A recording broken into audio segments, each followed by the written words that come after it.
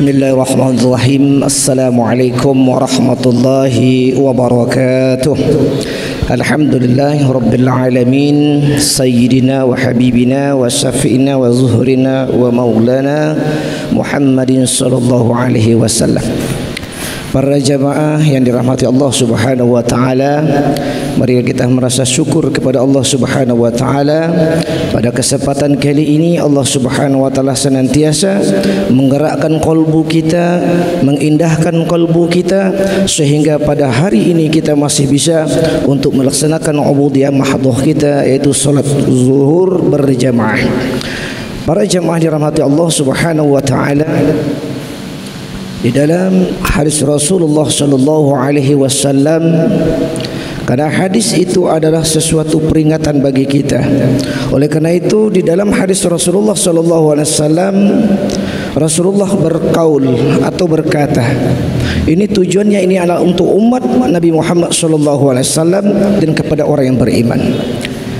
Yang mana kata Rasulullah sallallahu alaihi wasallam, lil mu'min salas,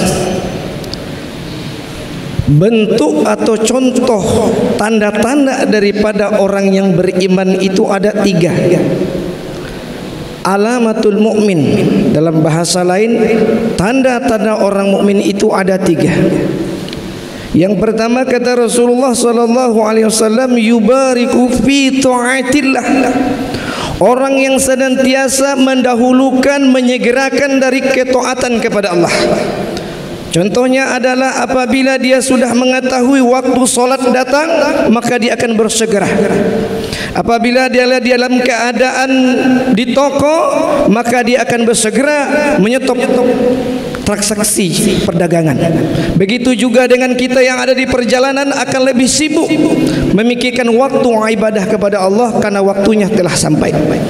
Ini salah satu contoh orang yang beriman kepada Allah adalah segera untuk melaksanakan ibadah kepada Allah, terutama itu solat.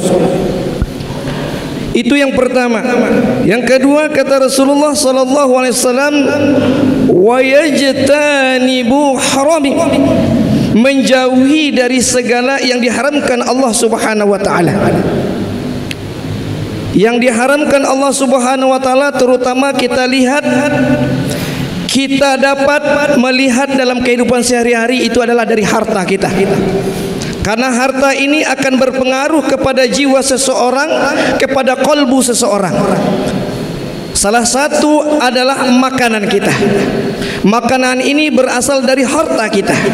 Maka kata Rasulullah sallallahu alaihi wasallam dalam hadis yang lain, man akalal haram, barang siapa yang memakan barang yang haram, mata qalbuhu, maka Allah akan menutup hatinya atau mati hatinya. Kalau orang sudah mati hatinya, apa kata Al-Quran? Khatamallahu ala qulubihim, maka ditutup dan dikunci oleh Allah Subhanahu wa taala hatinya. Apabila manusia sudah tertutup hatinya, terkunci hatinya, maka tiada lagi keindahan ibadah di dalam hatinya. Tiada lagi jalan yang indah untuk menuju ke masjid. Tiada lagi jalan yang lancar untuk menuju ke majelis ilmu. Semuanya telah tertutup. Oleh karena itu mari kita berhati-hati dari harta yang kita dapat, karena harta ini akan menghasilkan dari makanan kita jual. Makanan itu akan masuk kepada diri kita, kepada tubuh kita. Dia akan merubah segala bentuk tingkah laku dan akhlak kita. Sebagaimana kita memakan cabai, apabila cabai kita makan, dia akan terasa pedas. Apabila telah pedas, dia akan lebih pedih lagi, merasa lagi kepada hati kita, merasa pedih lagi. Begitulah makanan yang sudah mendarah daging, apa asalnya menjadi dari haram, maka akan terjadi akhlak yang tidak baik kepada kita. Itu yang kedua. Yang ketiga kata Rasulullah sallallahu alaihi wasallam, contoh orang yang mukmin, orang yang beriman adalah wa yuhsinu ala man sa'a ilaihi, bersikap baik kepada orang yang berbuat buruk kepada dia. Mungkin di antara kita lewat di rumah tetangga yang senantiasa lewat untuk ke masjid, maka di antara tetangga kita mengatakan, oh so alim, sok taat, biarkan. Seharusnya kita, kata Rasulullah, bersikap baik, berprasangka baik, bersu'uzon, berhusnuzon kita kepada mereka. Mungkin mereka tidak senang dengan kita, atau SMS bahasanya, senang melihat orang susah, atau susah melihat orang senang saat ini. Nah, oleh karena itu kita harus bersikap yang baik. Jangan sampai kita terpancing dengan sikap yang tidak baik yang dilontarkan oleh seseorang. Ma'asyiral muslimin wal muslimat rahimakumullah.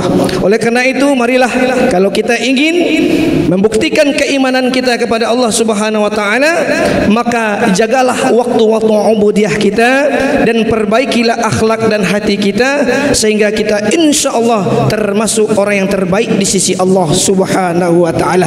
Demikianlah yang dapat saya sampaikan, mudah-mudahan ada manfaatnya bagi kita. Barakallah, wassalamualaikum warahmatullahi wabarakatuh.